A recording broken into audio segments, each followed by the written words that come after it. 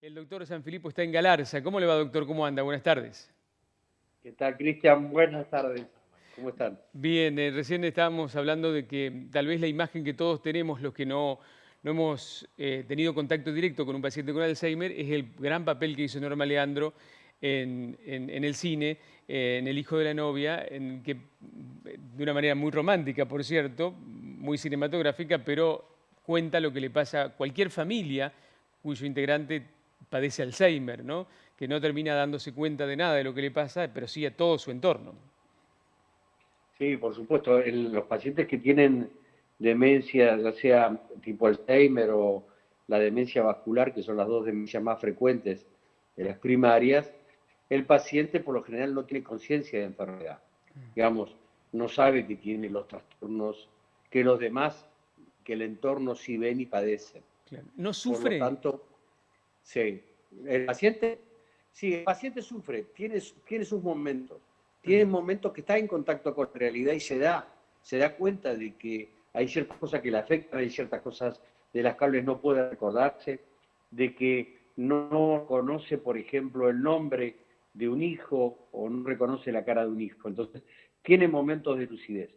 Esos momentos de lucidez paulatinamente se van perdiendo, digamos, Mm. pero bueno, ocurren frecuentemente. Ahora, en la mayoría de los casos y en los casos avanzados, no tienen conciencia de enfermedad. Eso es lo que daba la Si el impresión. entorno, Claro, eso es lo que daba impresión en la película, un poco en el relato, ¿no? Que Norma Leandro no tenía idea de lo que le estaba pasando a su alrededor, pero sí todo lo que transmitía era el sufrimiento de la familia, que es dolorosísimo. Ahí estamos viendo una de las escenas clásicas del film. Ahora, doctor, exacto. ¿ha habido avances en el tratamiento del Alzheimer en los últimos tiempos? Sí, ha habido avances como en todas las enfermedades neurológicas degenerativas, se van haciendo avances, son pequeños. Ujú. Los avances fundamentalmente a nivel, y los estudios a nivel de Alzheimer tienen que ver actualmente con la cuestión genética. Se está investigando mucho en cuánto tienen que ver los genes y si hay una predisposición para padecer la enfermedad. Digamos, las etiologías o las hipótesis sobre la aparición de Alzheimer son muchas, eh, que es ambiental o que es tóxica, pero ahora está fundamentalmente establecido que los trastornos se deben a una cuestión este, genética. Tanto es así que hay un estudio que se está realizando actualmente en la Universidad de Washington, donde participa también el FLENI y donde participa el CENER también, donde nuestra clínica junto con ellos estamos trabajando en eh, aquellas Alzheimer que son fundamentalmente familiares, que son raros, no son frecuentes, pero en Entre Ríos se da la característica de que aparentemente algunas etnias, como son los alemanes del Volga, tienen más posibilidades de tener un compromiso familiar genético que otras etnias. Entonces, a partir de eso, lo que estamos tratando de hacer es estudiar aquellos pacientes jóvenes que pertenecen a familias con Alzheimer, pero que no tienen síntomas, y estudiarlos genéticamente. Nosotros estamos haciendo actualmente el desarrollo de detectar a esos pacientes, de estudiarlos, y luego esos pacientes son estudiados en el FLENI y estudiados a través de la parte genética en la Universidad de Washington. Y podría ser, Bueno, es doctor, uno que de se los estudios diera, principales. podría ser que en esos casos se diera antes en el tiempo, porque el Alzheimer por ahí está asociado al avance de la edad, pero yo creo que hemos hablado en algún Exacto. momento de que hay en esos casos que ustedes han estudiado gente que se enferma antes. Exactamente, aparentemente en estos casos familiares el Alzheimer es juvenil, aparece luego de los 45 o 50 años, cuando por lo general el Alzheimer aparece luego de los 60, 65, y a partir de que normalmente, a partir de que uno crece en edad, la posibilidad de tener Alzheimer es mucho mayor. ¿Y hay Pero bueno, las algún, investigaciones actualmente giran alrededor más de lo genético que de lo ambiental o que de lo tóxico. doctor, y hay algún síntoma, algo que uno tenga que observar que pueda ser una alerta de decir que una persona puede tener Alzheimer? Porque por ahí ve uno, por ahí en broma se olvida de algo y dice, no, es el Alzheimer.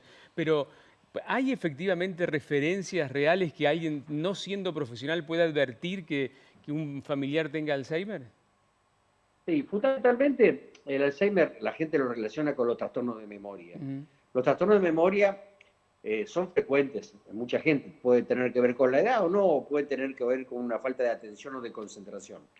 Los trastornos de memoria son significativos cuando afectan las actividades de la vida diaria. Es decir, cuando uno tiene un trastorno de memoria y nota que el familiar que tiene trastorno de memoria ya no puede cumplir bien con su trabajo, ya no puede realizar las actividades de su casa, ya no puede, por ejemplo, vestirse solo porque pierde el hilo, o no puede tener lo que se llama la apraxia, donde no puede hacer movimientos que sean conjugados. Por ejemplo, voy a poner, encender un cigarrillo, que significa varias secuencias, y no lo puede realizar, bueno, esos cambios son a tener en cuenta y son importantes. Es decir, cuando la memoria afecta la actividad de la vida diaria, ahí hay que tener en cuenta de que el paciente probablemente tenga una demencia, que puede ser Alzheimer, que puede ser otros tipos. Hay otros tipos de demencias que no son Alzheimer, que son también frecuentes, como dije, la demencia vascular o la enfermedad de Pick, por ejemplo, son enfermedades frecuentes que también se suele ver y que no son Alzheimer.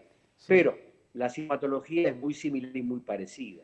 Digamos, el trastorno de memoria es el trastorno inicial. Luego se le van agregando otros síntomas que son importantes.